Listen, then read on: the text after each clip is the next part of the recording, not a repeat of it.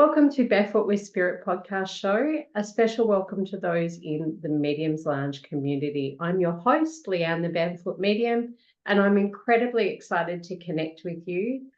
For those of you who don't know me, I'm an international medium, trance channel, twin flame, transformational coach, and an intuitive criminal investigator who is blessed to be able to connect people from all over the world with their loved ones who passed over, as well as to channel guidance to help you come into union with your twin flame and manifest what your soul needs, wants, and desires in this life.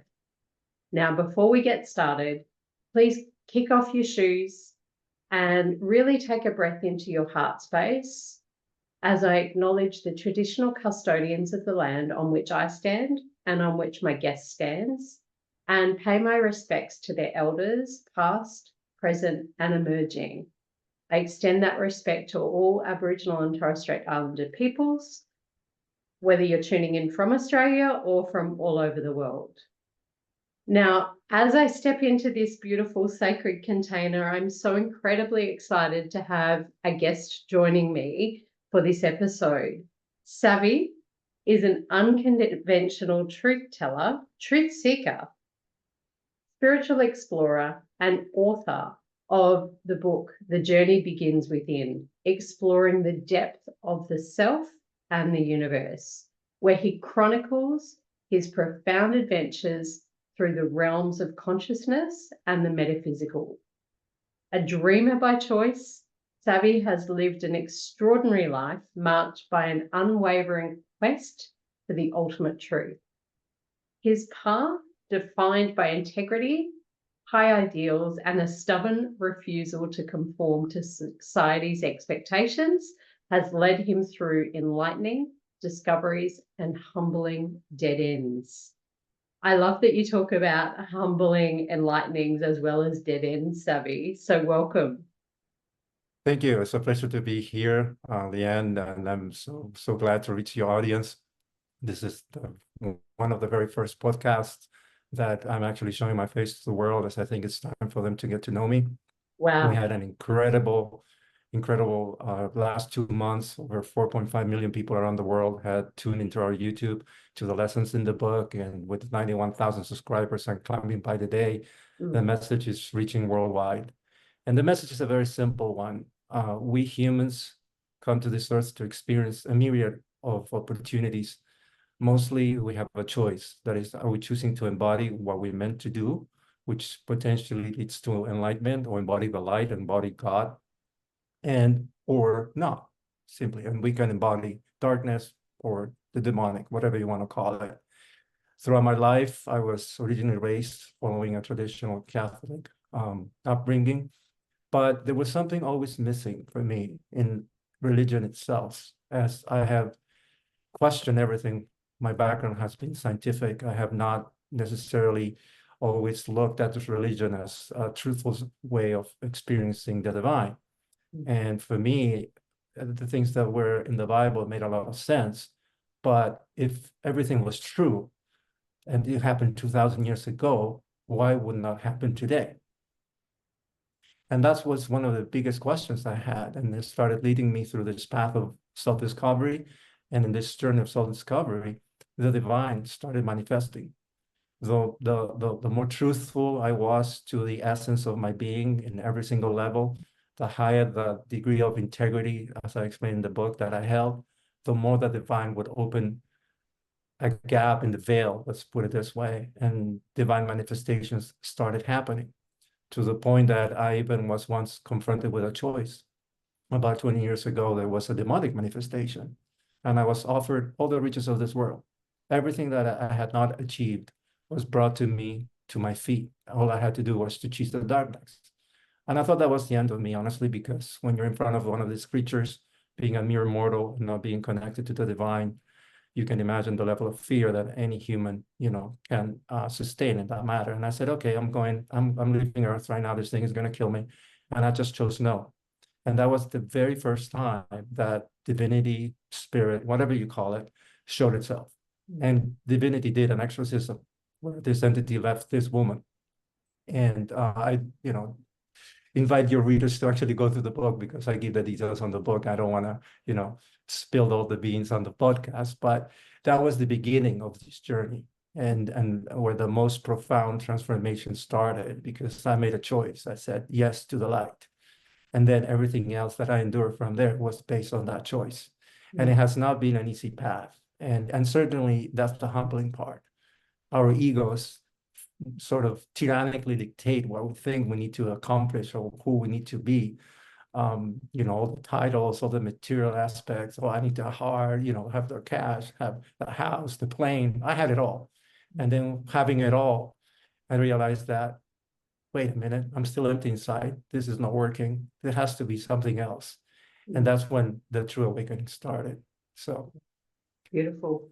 I love how yeah. you talk about that divinity and welcoming that in, because it's reminding me of, we can embody and embrace our authentic self, that true divine nature, that true divine being that we actually are, or we can put that inauthentic mask on and portray who we think society requires us to be, with the big house, the good job, the good education, the whatever it might be, depending on where you're from.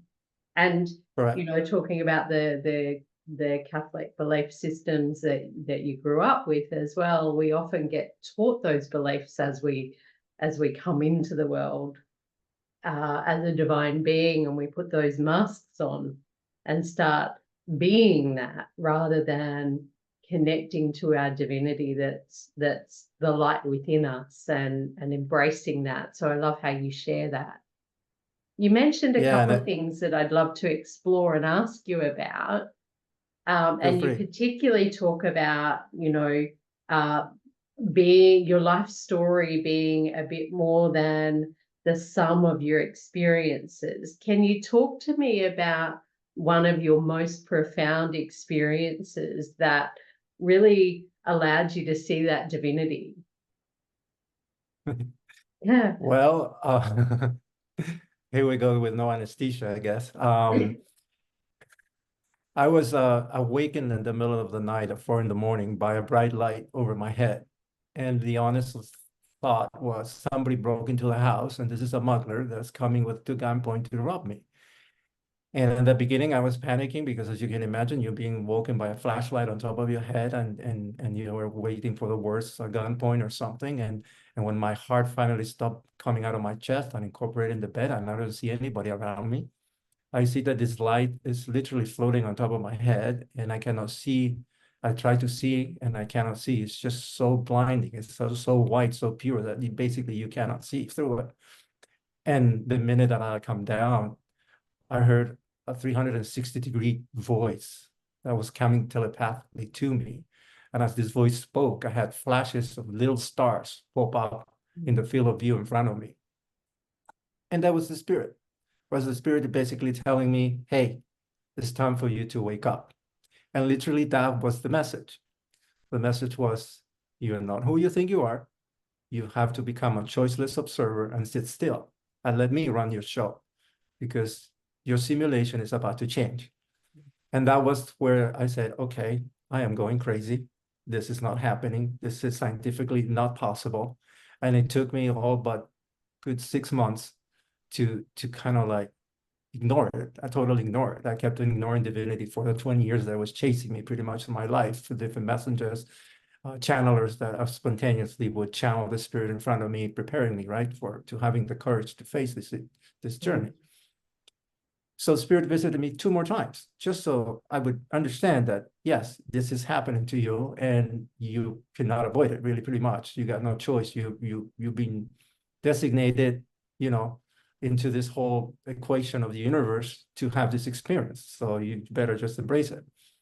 There's nothing special about me. Let's just start there. Okay, I am a complete normal human being. If anything, I'm not the smartest, the brightest, or definitely not a saint. So I was always asking, why me? And the answer I always got was, because you're a perfect example. If you can be redeemed and everybody knows your story, then everybody understands that A, we all part of divinity. B, everybody can be redeemed. It doesn't really matter what your beliefs are. It doesn't really matter what religion you follow. It doesn't really matter what you have done. I love all my children unconditionally. And that was the message the Spirit kept on sending me, because I felt so unworthy. It's like I kept asking, why me? I'm definitely not worthy. And the message was, I determine what's worthiness. I'm being divine, right? Yeah. And you're worthy. So I'm choosing you to be an example for others to follow. So I slowly melted my ego, slowly melted away from my identifications, and I slowly start creating the space within me not to be, like I explained in the book, the driver of my own horse or chariot. And generally when the miraculous happen, if you want to call it that way, or the supernatural that I still cannot understand with my scientific mind, it's never me. I don't do anything. All I do is I sit in total stillness, in full awareness. I quiet my mind, which I could talk also. That happened about the first encounter part of about 20 years ago when that happened. And Spirit takes over. And I'm literally fully aware that it's not my consciousness doing what's happening. And then obviously in the book, I had 3 more encounters of this nature, significantly more profound than these ones that I'm initially sharing. But again, I invite your viewers to buy the book, because the proceeds of the book are not for my own profit. I created a nonprofit. I created a charity. It's a religious organization, registered in the state of Washington. It's a 508. And all the proceeds of the book are going to this charity, which I am the chairman for. And the whole purpose of the charity is to expand consciousness, to expand awareness of the miraculous, of the divine, of this sort of living witness of a living God, if we want to call it this way, through this book. And the way the book came about, honestly, was very interesting. I was never intending to write it. So a few months ago, when I came back from one of my international trips, I tend to do fasting. Fasting is one of the quickest ways that I have found for me to sort of open the channel, whatever you want to call it, or connect to divinity and be as clean slate to receive the awareness, to receive the downloads. And I decided to do a juice fast, a 40-day juice fast, to cleanse myself. And there was a lot of situations that were changing in my life, shedding of identification, shedding of all models. And as I was going through that, I said, okay, I need to be emotionally and spiritually prepared for everything that's changing around me right now. Let me do a juice fast. Let me be a clean vessel for Spirit to manifest. And within 2 weeks, I would wake up 3, 4 in the morning with words just coming. So I started typing. Basically, all I would do was just meditate, be an empty vessel, and the words would just come. If you ask me, Savi, write what you wrote in the book, I have no ability to write at that level of congruency or deep thought. Sorry. Like I tell to people, I didn't write the book. The book wrote itself through me. Yeah. I just provided the fingers and the amount of time to take it. Yeah. So the book was channeled in 2 weeks, basically. Yeah. And then basically I put it out to the world. Beautiful. Beautiful. I know that you've mentioned a couple of times in there that your scientific mind, you had to put that aside in that process of experiencing your spiritual awakening. And I love how you shared the light and the kind of sparkly lights, I guess, because I had a similar experience as a very young child with experiencing spirit and hearing and seeing and feeling. Particularly for me as a medium, having loved ones come in that way. And, we are all a channel for spirit in different ways. And so I love how you talk about that. You mentioned your scientific mind. Talk to me about your background in real world and how you were able to integrate those 2 parts of yourself, because that's part of that journey that begins within when we have that spiritual awakening, isn't it? How do we integrate those 2? It's a very, very beautiful and simple answer. You don't. Yeah. You stop playing the role of what's not real, and Yeah. you allow what's real and truth just to be true. Yeah. But let me now give you the real answer that you were looking for, the less sophisticated answer, if I may. Yeah. So I have 2 master's degrees. I have a master's degree in engineering and an MBA from a top school here in the United States. This spirituality thing's been chasing me since I'm 6 years old, as I sort of hid from it. I ran away. Every time I had an event, I would just write it off, saying, okay, this is not happening. This didn't happen. This is not, forget it. I would just like, never mind. This didn't happen, move on. And I kept doing my corporate career, my own entrepreneurial career, and I kept on pushing through, ignoring it, trying to hide it under the pillow, if you may. And like I call it, I said, I just came out of my spiritual closet because I've been hiding in here for the last 30 years or so, pretty much all my life since I'm 6. That was when the first event happened. And I said, after having experienced what some people call enlightenment, other people call Christ consciousness, other people call oneness, it doesn't really matter how you, there's no word that can describe it, okay? There's nothing ever written in the human language that can express what is the true communion of your awareness and your consciousness with the awareness and the consciousness of the divine, because their words make no justice, right? When the veil is pulled over and you're really aware that divinity is everything and divinity shows itself to you in a way that you can understand it by expanding your own consciousness and level of awareness to a degree that is not humanly possible. And that's why I call it the healing of the veil. You cannot go back. You simply cannot go back, because you go back to being Savi, a human being, but with the awareness of the experience that was shown to you. And the first thing you realize is that, oh my God, I've been playing so small. The true nature of what a human being is so vast, so inexplicable. And I've been just playing so small. I'm being an executive, being an engineer, being an entrepreneur, chasing, whatever it is that every human chases. I said, forget it, forget it. The responsibility of having this experience is such that I said, I cannot die without telling the world that God is real. Yeah. We are part of God. Yeah. He loves us all unconditionally. The avatar, the meat package, whatever you call it, it's a vessel for a spirit. When we go away, there's an aspect of us that remains. Let's put it that way. That's why I don't want to break anybody's sensitivities. That's why I don't talk about religion. I don't talk about what has been revealed to me or not, the afterlife, because I respect everybody's journey. Yeah. So there's nothing unique about me. Every human being that ever lived or that ever will live has access to this potentiality because it's in their essence. So what do? I call it the peeling of the onion. As you start to identifying yourself, you go to the core, and to the core, and to the core. And to go to each one of those layers, you have to fix whatever was there before, right? That was impeding you. There were purpose lessons that you came to experience in this lifetime, right? Childhood traumas, whatever traumas you may have, whatever situations you're facing.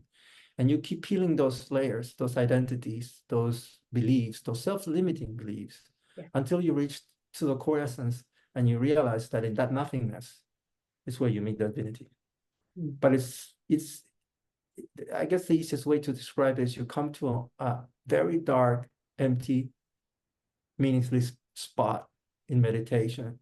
And all of a sudden, when you're just there in the middle of nothingness, grace finds you. Yeah. And it self-ignites. And then you become in the presence of the divine. And when you become in the presence of the divine shows itself to you as having an experience through you. Yeah. And at the end, the highest choice of any spirit is choosing to embody yourself, accepting yourself unconditionally, the way that divinity loves you unconditionally.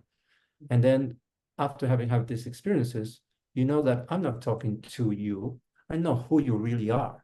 I am talking to myself in you.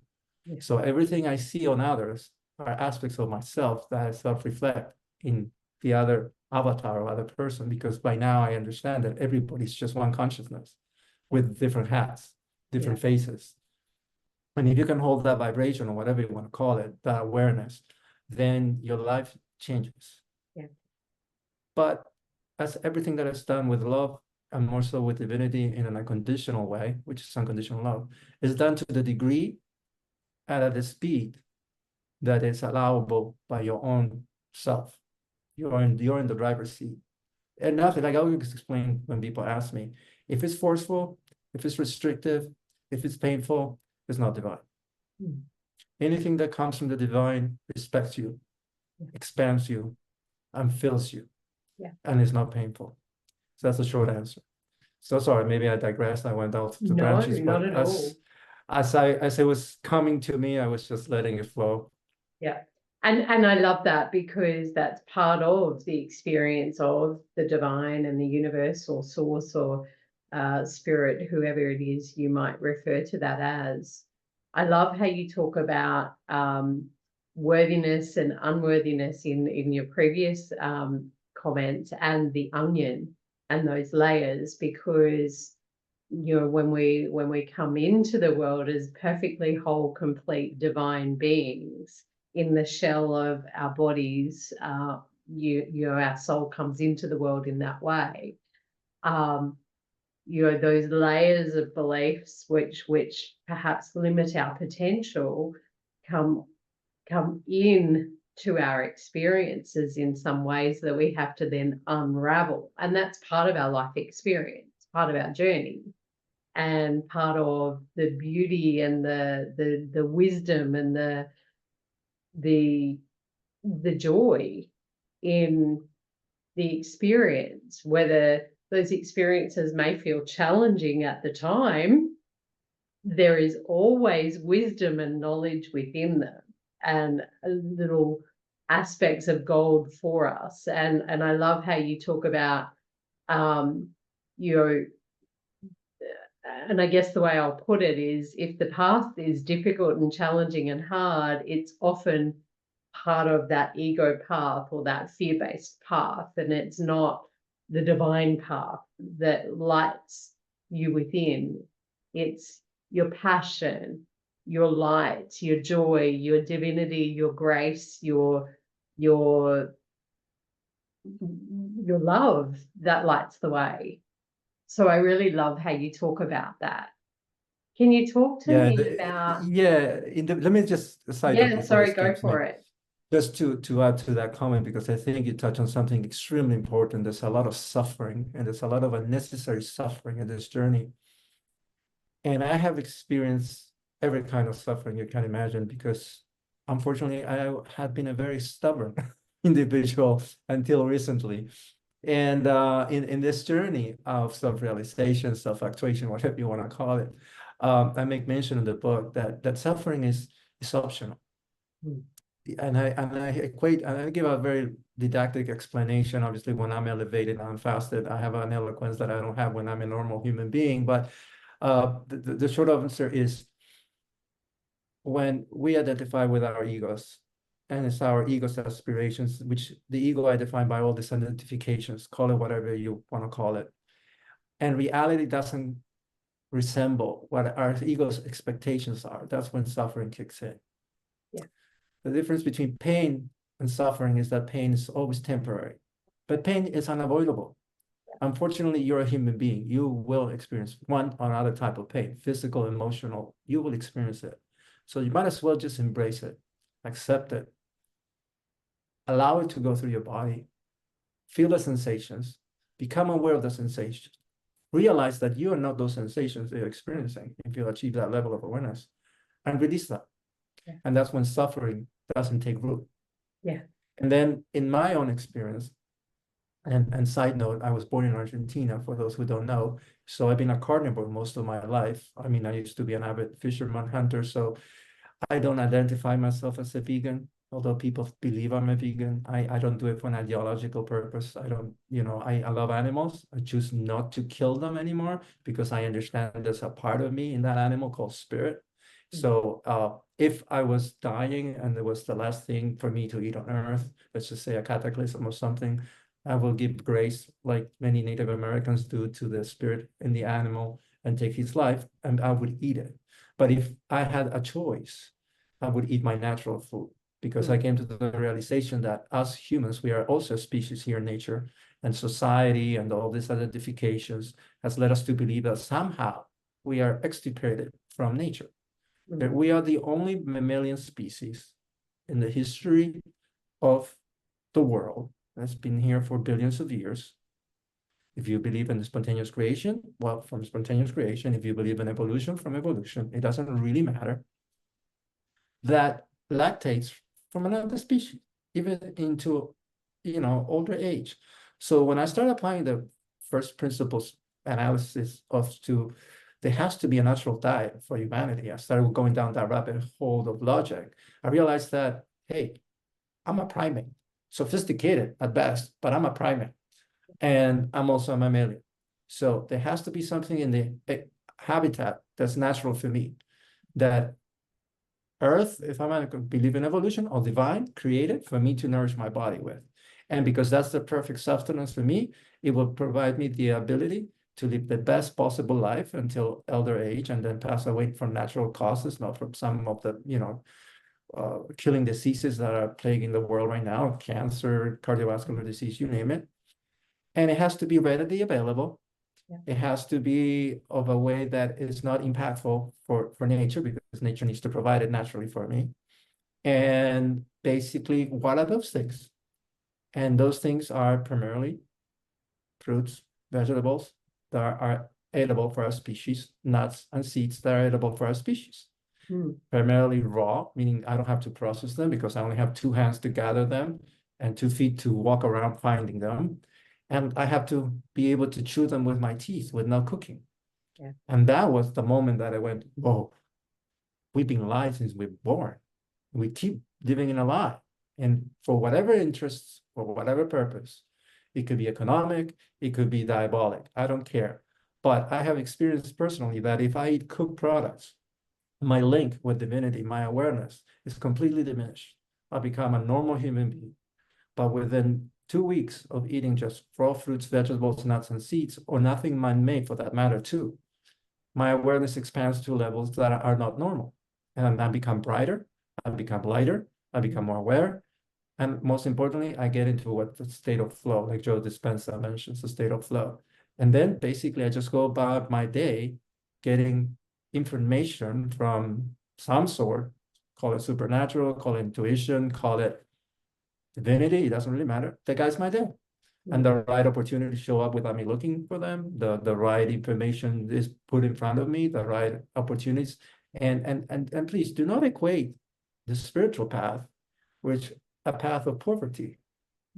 I cannot tell you how many times I received abundant wealth because divinity chose to bless me with that as a gift and almost as a trophy of my hard work in whatever it was that I was trying to overcome within myself.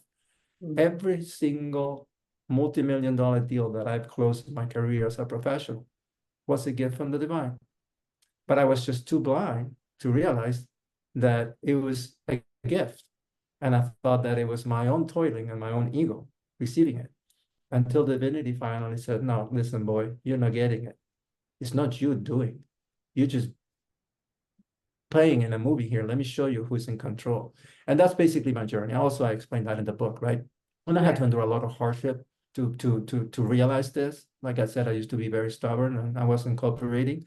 I thought I was in control of my own destiny. Yeah. And, I always equated to action equals a reaction, right? So the harder you push, the harder the universe pushes you back until you finally realize, hey, this is not working. There has to be a better way. And when you finally just let go, the cage opens up and then you're blessed with grace. I love that. And there's so much in there that I want to talk about. And I love that you mentioned your engineering background. My background is criminology and psychology. So I often find that those of us who are being invited by the divine to share our story on that bigger global level have a scientific or more real world logical background as well, so we can kind of bring those two together and let people know that it's part of the divine, all of that we've studied and learnt in our past, real world lifetime is part of the divinity that makes us whole and complete and what we bring to the world. My criminology background is all about evidence and proof, right? And so bringing that to the mediumship side of thing is really important for me.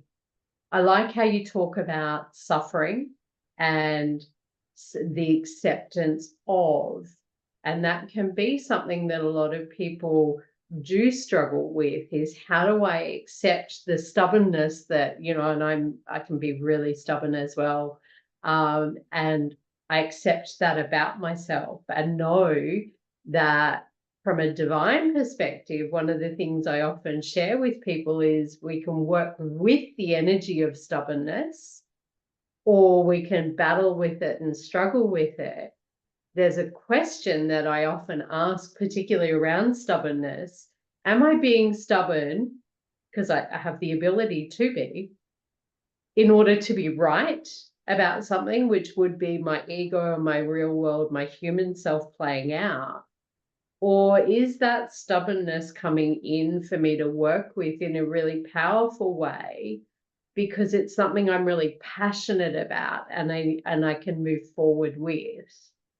So there's two parts of that for me. I'm gonna answer you with a question, because that would do a disservice to you if I gave you the solution. Wouldn't stubbornness be masking for fear? It could And absolutely fear be. would be sort of lack of control. Could And be. wouldn't lack of control would be finding what's within your true identity?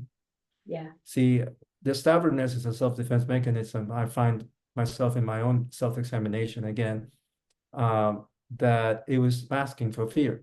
Yeah. And that fear came from lack of control.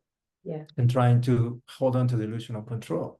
Yeah. And at the end of the day, of all this self-exploration, I realized that nothing, absolutely nothing outside of this vessel I have control over. Exactly. It's an illusion.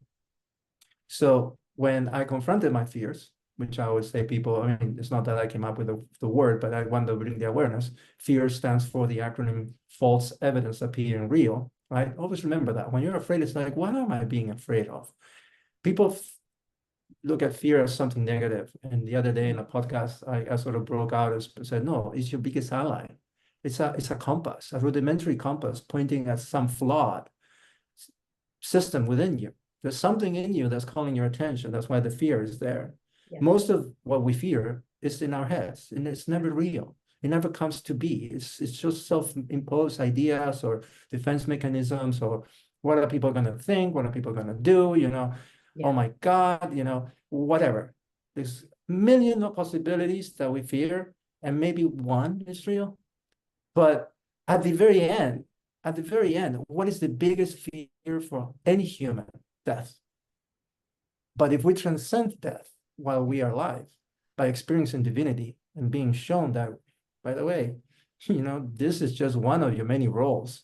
Yeah. If you believe or not in incarnation, that's a different story. Again, I don't want to offend anybody's sensitivity, but, you know, once the veil is pulled and you realize that you're much bigger than the meat package that you wear, yeah. All fear goes away. Yeah. Because listen, when you stop judging yourself and you start loving yourself, you could care less about what's happening outside of you and what people are going to think about you. And look at me. I mean, it's like, I'm sure that after my book came out, 95% of the people that knew me for my real life won't talk to me again out of fear or being identified with this nutcase right here, right? Mm. And the 5% that I can touch and help them in their own journey made my journey worthwhile. Yeah. Because at the end of the day, we're all here to first heal ourselves, learn about the journey that I call, obviously, the journey within. I didn't even come with the name. The name was given to me, by the way. And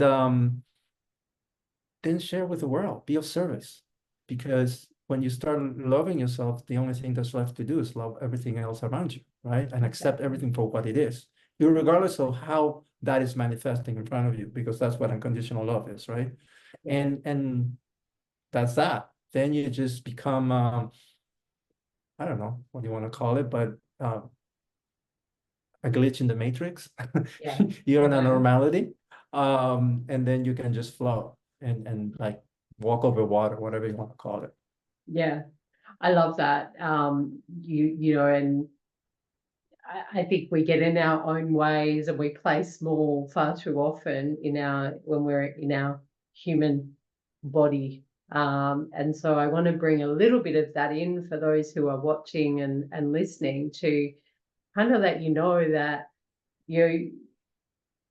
when you experience those human moments, that's part of the journey as well. And to really come back to inviting yourself to look at that divinity that's within, and the light within everybody, and the truth of who you are is that you're divine, and that you're unconditional love in a human body in this lifetime.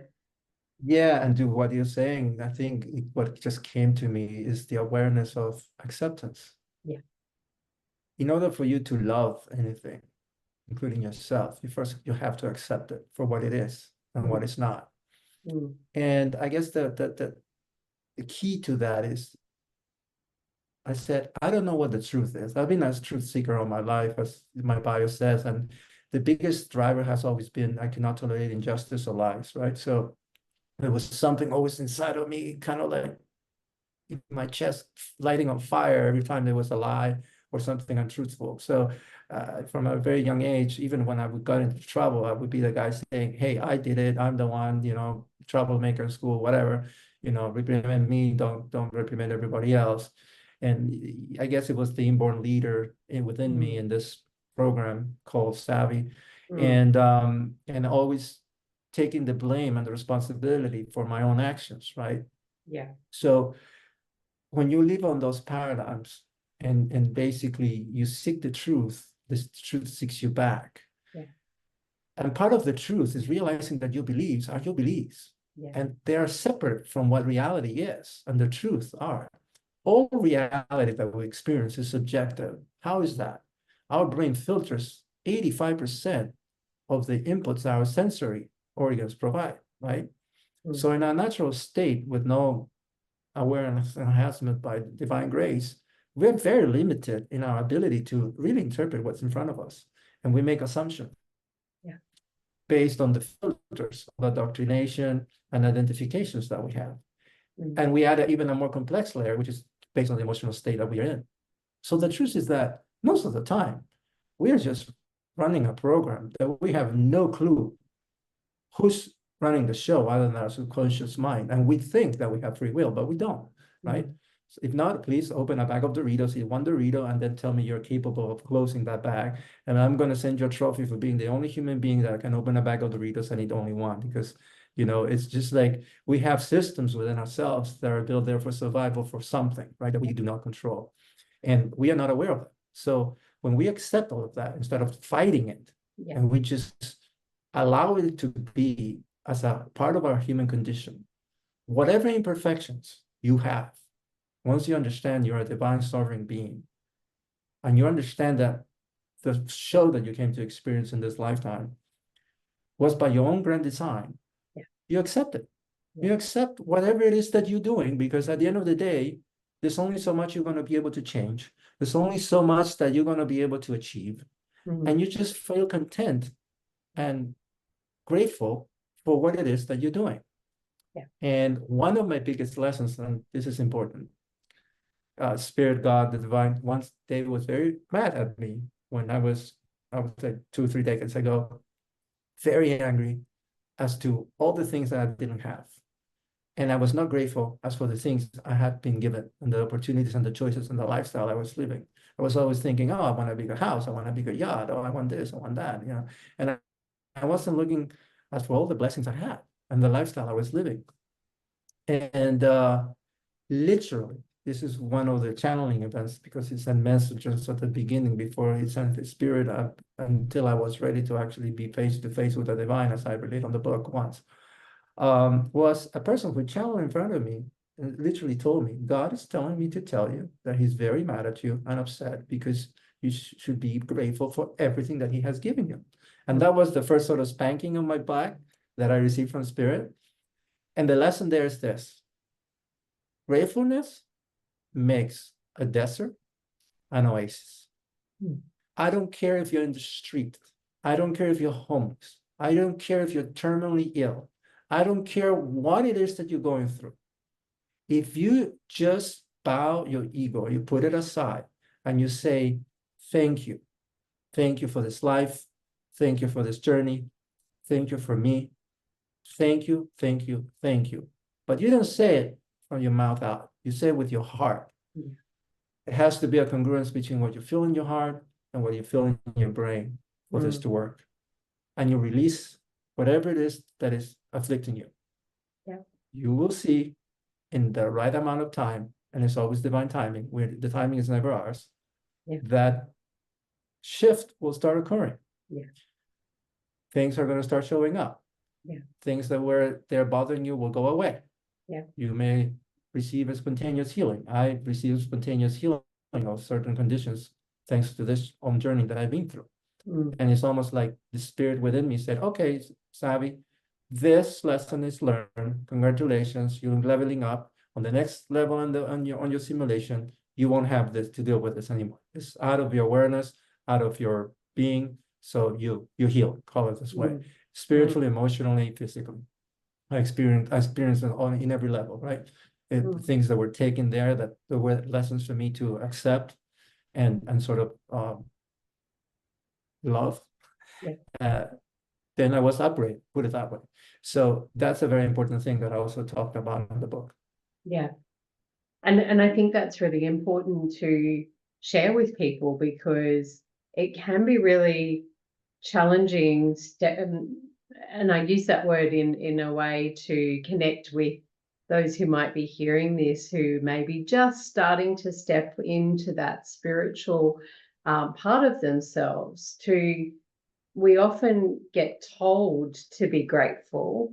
And I think it's really important what you shared to reinforce that we can step into being grateful from the mental side of things, and really kind of affirming, I'm grateful for this, I'm grateful for that.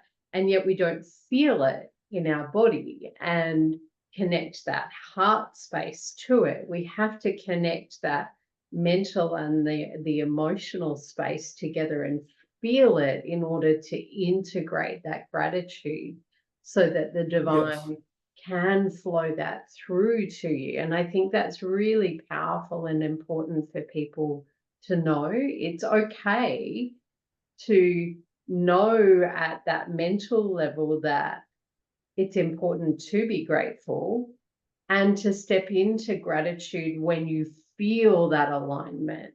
And I think that's really important to acknowledge. Totally. And then to add to what you just said, we are blind to the greatest gift that we have, which is being alive. There's no greater gift for a spiritual being to be incarnated. That is the gift. Having the choice to be human is the gift. Yeah. And coming to experience it in its full glory, meaning all the bad and all the good. Yeah. And that's opens just another kind of worm, because the reality is there's nothing bad and there's nothing good. There's just points of view. Things are simply are. And that's the answer to why God doesn't intervene. That's the answer why God allows everything to happen. I say, how can it be? How can it be that this is happening? How is it that God doesn't do anything? God doesn't exist. Yeah. I say, I always make the same analogy to explain it very simply. And then we can go deeper if needed. Let's say you have a child, and that child is a 3-year-old, and the child, or maybe a 5-year-old, it's a little bit more mature, and is having a nightmare. But you notice he's sound asleep, but he's just having a nightmare. And your father, you're sitting there and saying, no, forget it. I'm just going to let him have the nightmare. He's going to wake up tomorrow and he's going to realize that it was all a fantasy in his head. That is what life is to a spirit. Life is a fantasy. We are much bigger than what is contained in this body and this mind. And being alive for 100 years is nothing in the history of the spirit. Yes. So let's say our creator, God, Father, whatever you want to call it, in whatever language, in whatever religion, he's not going to bother that you're having a little bit of a nightmare when that's what you sign up to have, for starters, right? So another way of putting it, life doesn't happen to you. Life happens for you. Yeah. Every single time that I reach a humbling dead end, that I was beaten to a pulp, physically, emotionally, and spiritually, I surrender from the heart. And I say, thank you, with tears in my eyes most of the times, because the lessons that I had to experience to reach this level of awareness were as hard as needed for me to reach this level of awareness. And I can tell you, being the stubborn guy that I used to be, they were brutal, okay? Yeah. And even those lessons, when you're grateful for them, and you see them with an open heart as for what they are, and you release that emotion, you release that negativity, you release that negative identification as to whatever it is that happened to you or is happening to you. You open your heart, and when you open your heart, and you from the heart you are grateful even for the worst thing that ever happens to you. Listen carefully. You recondition yourself to realize that you don't need to suffer. And something else opens up. A hidden door that was behind that experience opens up in terms of wisdom, in terms of awareness, or maybe even a reward from the divine saying, hey, congratulations, you passed the lesson. Here, have some candy. Keep going on your nightmare, keep going on your dream, you know, which is called life. And that's been the journey. That's literally has been my journey. When I call it leveling up. Let's say I reach a level of awareness. I say, hey, great, look, I have a new toy now. I'm, you know, wiser, whatever. And I go so happy, you know, for what I call 50% of the level in the game, experiencing all this new awareness or all these new toys. And then I go have time, I go to rest, and then all of a sudden I come back. But now reality is testing me. Now reality says, no. Listen, you're not a master, you're not so wise, you don't know anything. Let's see, what did you learn? And now the whole simulation changes for me to embody the application of that wisdom, first within myself and with everything is around me. And then when I master that, if there's a mastering to be mastered, or I become aware of my lack of awareness of using the tools that I had received, then a new level opens up, a new gift opens up, and I start all over again. So there's no mastery. Mastery is an illusion. You're always a humble student. And the more you know, the more divinity shows you, the more you realize, A, you're nothing. And two, you become humbler and humbler and humbler, because at the end you realize, I know nothing. I'm nothing. I'm just here playing this game called life. So might as well just get on with it. And you start releasing and you start going. So yeah, that's basically in a nutshell the book. Yeah, great. And I love that you talked about, you know, being that student as well, because, you know, when I'm teaching and guiding and supporting others or sharing knowledge and wisdom from the divine with others, I always say to people, I'm the student and the teacher all at the same time. And, you know, you reminded me, thank you, of the affirmation or the affirming or the knowledge and truth that everything is working out for you. You know, and often when we're experiencing challenges in life or we feel like we're struggling with something, you mentioned in amongst that story a little bit of that victim mentality that can play out, the why me. And what popped into mind was often, I know people who have been struggling with some health issues, for example, may feel like, why me, or, you know, the financial side of things that people might be struggling with, just to bring in some of that humanness. Why not you is one of the things that I would say, and what's it an invitation for you to step into. So often a health struggle might be an invitation to invite more health and well-being into your life. A financial struggle might be an invitation to invite more abundance and more wealth and more gratitude for that into your world. So thank you for that reminder as well, and those tips that you've shared with people. Can I get you to share where people can access your book for those who are watching or listening who might be interested? It's a powerful and amazing read for those who are interested in, like your screen says, climbing higher spiritually. So yes. So yeah, the book is in Amazon, Kindle, and Audible. Right now we have it as a discount globally, where Amazon is allowing me to distribute it. But eventually, starting by the end of this month, it's going to be on other platforms as well. It's in 3 different formats. It's in, you know, Audible, as I stated, physical form. I have different price points for different markets, and people can access them all. And then whatever, hardcover, soft cover, in color, not color, and Kindle as well. So yeah, just go to Amazon.com, look for The Journey Begins Within. I think we're going to put links in the description to this video where you can just click and from your channel or my channel access the Amazon website. Yeah, definitely. We'll put the links below the video and on the audio track as well, so that you can all access The Journey Begins Within from Sav, and really start learning about how you can begin to access that divinity that's within you. Thank you so Wonderful. much for sharing and for connecting with me today, and all of those of you who are watching and listening. I hope that you have learnt something powerful from listening to Savi's story. Thank you for the opportunity, and it's been a pleasure to be here with you and your audience. Amazing. Thank you so much. For those of you listening who are wanting to connect with me further, also jump on my website, thebarefootmedium.com.au. All of the links to social media are below. And we look forward to seeing you on the next episode of Barefoot with Spirit.